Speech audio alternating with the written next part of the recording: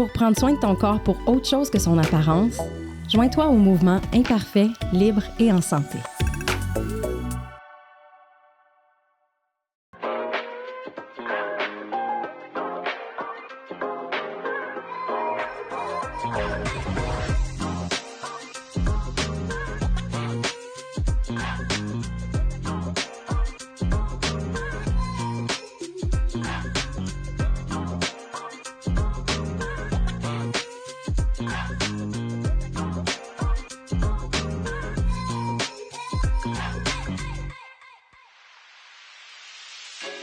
Je me questionne à savoir si d'une culture à l'autre, il y a des différences au niveau des standards de beauté et au niveau de l'acceptation corporelle. Aujourd'hui, je m'en vais rencontrer Danissa, une femme qui est issue d'une communauté Innu de la Côte-Nord.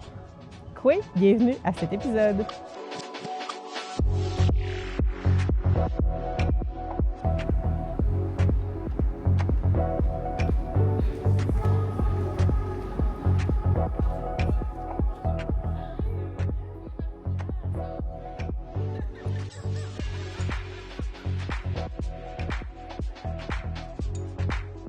Bonjour Danissa. Oui.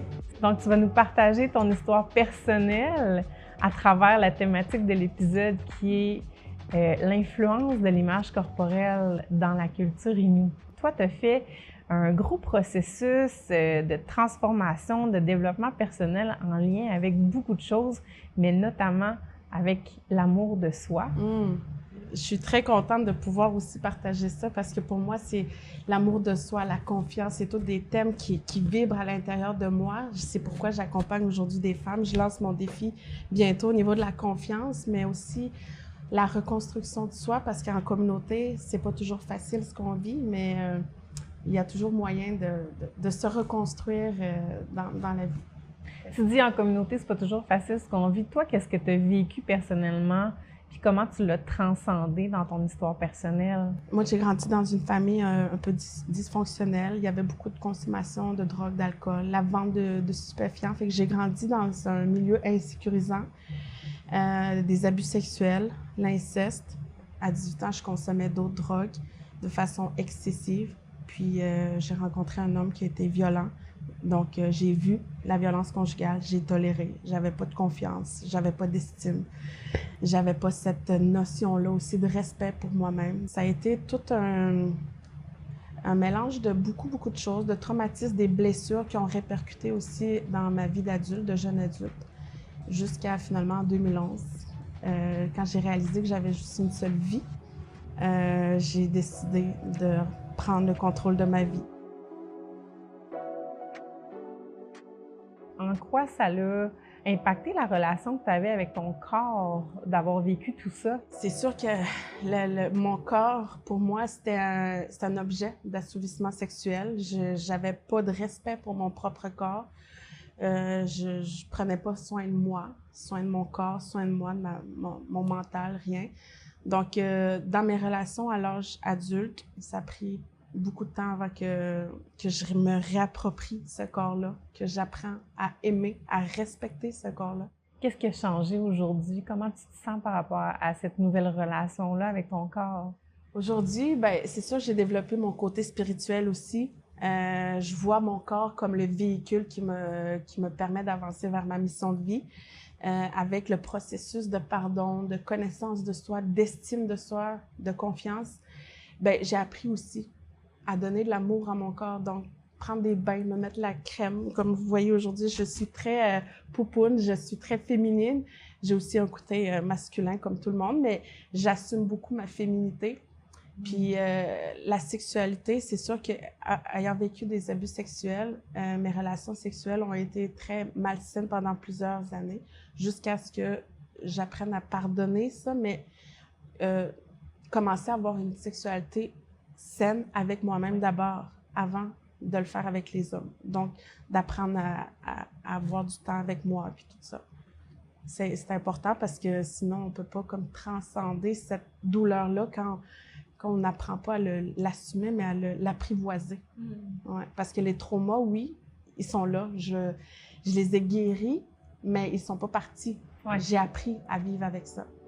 Il y a des comportements, des fois, aujourd'hui, qui remontent quand même. je me parle beaucoup, mais c'est beaucoup de travail, beaucoup de travail.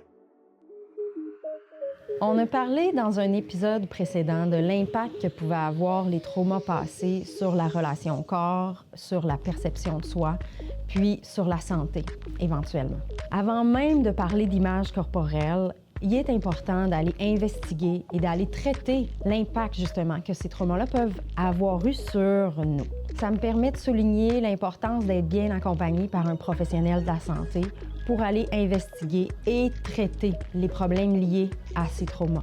On parle de psychologue, de psychiatre, mais peut-être qu'en premier lieu, en parler avec un médecin, n'importe quel professionnel de la santé qui va pouvoir vous diriger vers les meilleurs soins dont vous pourriez avoir besoin.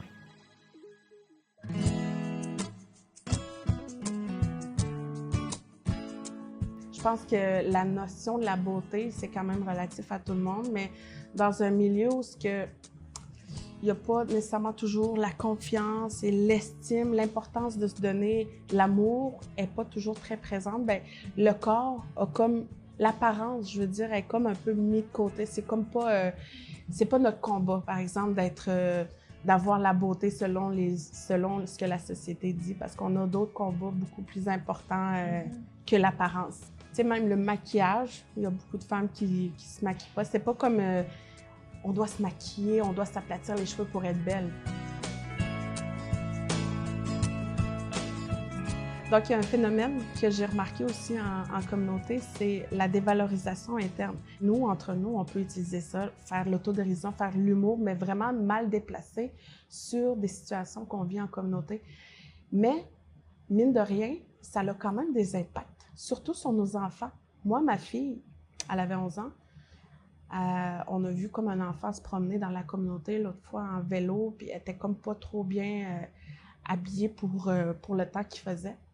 Puis elle dit « Ah, c'est un enfant de la raise. » Parce qu'elle a entendu ça. Moi, je n'utilise pas ce langage-là dans mon foyer, mais j'ai réfléchi, ça fait référence à quoi? Qu'est-ce qu'elle pense que ça veut dire un enfant de la raise?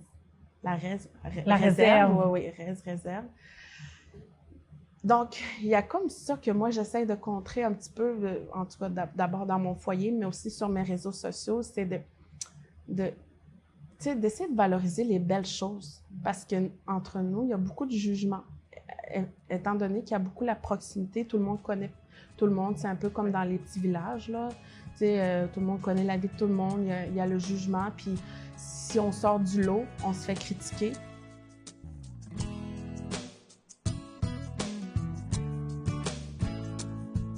Tu as l'impression que les gens se nourrissent plus du négatif, de ce qui va pas bien, des cancans même à la limite, que de ce qui va bien.